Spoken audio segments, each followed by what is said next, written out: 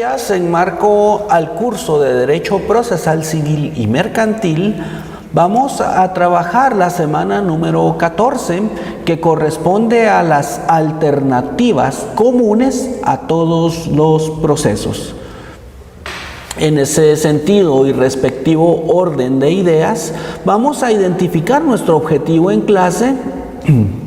Y el mismo es que el estudiante de la Universidad Rural de Guatemala conozca de los procesos alternos comunes a los procesos, como lo son la seguridad en personas, medidas de garantía y acumulación de procesos, especialmente en cuanto a la tramitación del mismo y las formas en que las mismas se pueden dar.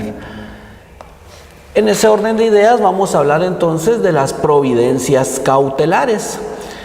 El Código Procesal Civil y Mercantil en su libro quinto comprende las alternativas comunes a los procesos, dentro de las cuales particularmente vamos a identificar la seguridad de las personas y medidas de garantía.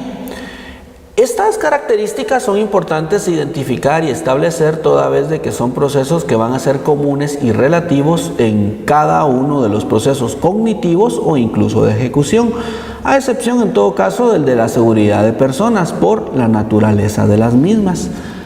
Es por ello que vamos a identificar en qué consiste la seguridad de las personas y en ese sentido su objetivo es garantizar la seguridad de las personas y protegerlas de malos tratos o actos reprobados por la ley, la moral o las buenas costumbres.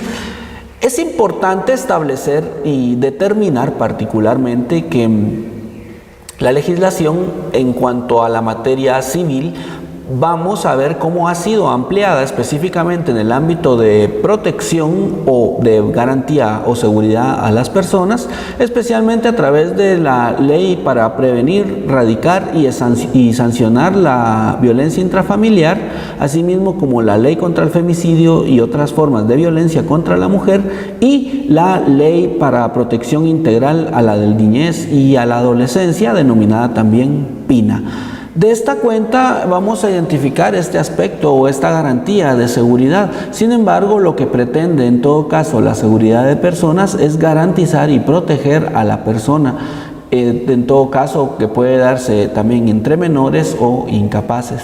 El trámite es de la siguiente manera: el juez debe de trasladarse hasta donde se encuentra la persona que deba ser protegida para ratificar la solicitud, es decir, verificar de que los extremos denunciados sean ciertos y consecuencia de ello, si se trata de menores e incapaces, la violación de derechos debe de inmediatamente certificarse al Ministerio Público para que el Ministerio Público oportunamente sea quien determine si existe o puede haber una causal de comisión de delitos. Esto es importante y es preciso establecer porque el ámbito de estas medidas de seguridad son en marco al proceso civil y es a proteger directamente a la persona. No obstante, los delitos que puedan derivarse de las acciones evidentemente debe de ser ante un juez competente que deban de conocerse y particularmente el ente investigador el que debe realizar las diligencias correspondientes a efecto de determinar las condiciones en que se pueda encontrar la persona y los agravios que pudieron habérsele causado oportunamente. Oposición. La parte interesada o en contra de quien se presentan las medidas de seguridad puede oponerse a las medidas y éstas se tramitarán en cuerda separada por la vía de los incidentes. Procede también en este caso o procede esta protección cuando el menor o incapacitado ha quedado en abandono, es decir, que fallecieron sus padres o sus tutores, y también cuando los menores abandonan el hogar de sus padres, tutores o guardadores. En este respectivo orden de ideas y específicamente entre menores es preciso establecer lo relacionado al abandono con lo que para el efecto regula la Ley de Protección Integral a la Niñez y a la Adolescencia. Medidas de garantía. Una medida de garantía particularmente va a establecer y va a determinar esa garantía especial en marco a un futuro proceso. Este tipo de garantías normalmente nos van a establecer y nos van a determinar cómo los sujetos procesales van a garantizar la efectiva sustanciación de juicio como ejemplo, pero también pueden garantizar las resultas procesales.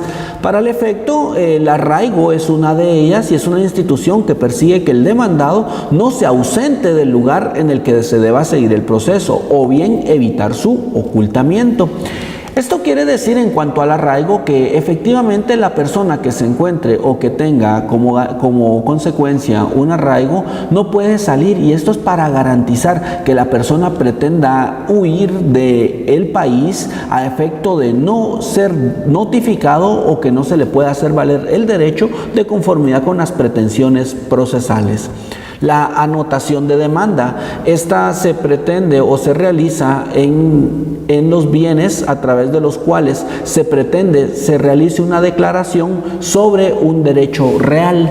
Quiere decir esto entonces que si la acción o la pretensión procesal va a encaminarse a obtener la declaración de un derecho real sobre un bien de naturaleza inmueble o mueble que se encuentren debidamente inscritos de conformidad con la ley, se hace esta anotación de demanda con la finalidad única y exclusiva de determinar de que el bien se encuentra en calidad de litigio. Consecuencia de ello o consecuencia de este litigio, se hace la anotación para que no puedan haber otro tipo de acciones, como particularmente la pretensión de otorgar en hipoteca o vender y ceder o de cualquier manera o forma disponer del dominio de los bienes, tomando en consideración que se encuentran bajo una acción litigiosa. El embargo, por su cuenta, el embargo va a ser una anotación precautoria en los bienes para hacer cubrir el valor de la cosa o de la pretensión procesal. Es preciso determinar y establecer que en cuanto al embargo debemos de entender de que efectivamente va a encaminarse a obtener, en este caso, una resulta procesal.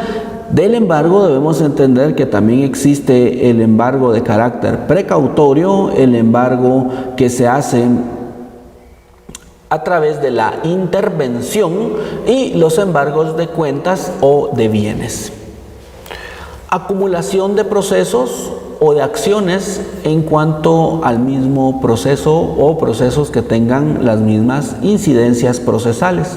WASP, por su cuenta, establece y define que es un acto o serie de actos en virtud de los cuales se reúnen en un mismo proceso dos o más pretensiones con el objeto de que sean examinadas y actuadas en un caso dentro de aquel. En cuanto a las acumulaciones, es preciso establecer de que existe la acumulación objetiva y subjetiva. Sin embargo, es pertinente establecer de que la acumulación se va a llevar a cabo si y solo si son pretensiones procesales que tienen como característica los mismos hechos o mismas controversias o mismas partes procesales y que deban de ventilarse en los mismos tipos de juicios. Por esto, en cuanto a la acumulación objetiva, vamos a establecer que esta clase de acumulación alude al ejercicio de varias pretensiones en una misma demanda. Se rige de los principios. Primero, por el principio de no contradicción. Segundo, por la unidad de competencia.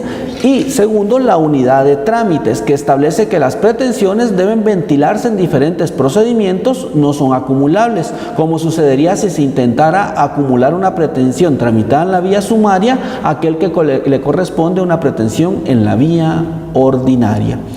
De esta respectiva cuenta, estos principios definitivamente nos van a establecer estas características que se deben de llevar a cabo y tomar en consideración en cuanto a este tipo de acumulaciones.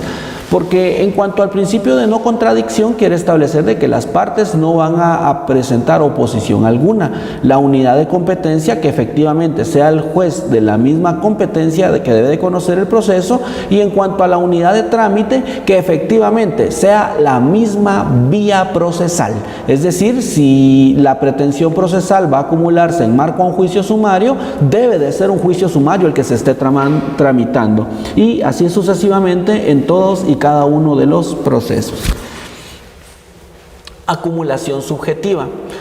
Es una acumulación que evidentemente puede determinarse y establecerse de los siguientes elementos. Primero, subjetiva propia, que en ella encontramos una sola relación jurídica substancial con pluralidad de sujetos, es decir, de que es una sola acción en la cual distintos sujetos o distintas partes van a tener una misma pretensión. Acumulación subjetiva impropia supone la existencia de varias relaciones jurídicas substanciales ligadas por razón de la causa o del objeto, con elementos comunes a distintos sujetos, en donde se deriva una conexividad o conectividad jurídica entre diversas demandas. Y luego vamos a encontrar la acumulación subjetiva necesaria, que establece que esta procede o se da cuando el fallo judicial es posible solamente con la presencia de todos los sujetos en la relación jurídica substancial. Al haber concluido entonces con la presente identificación del curso, vamos a proceder a realizar una serie de preguntas a efecto que puedan ser oportunamente contestadas. ¿En qué plazo se debe de presentar la oposición de medidas de seguridad? 2.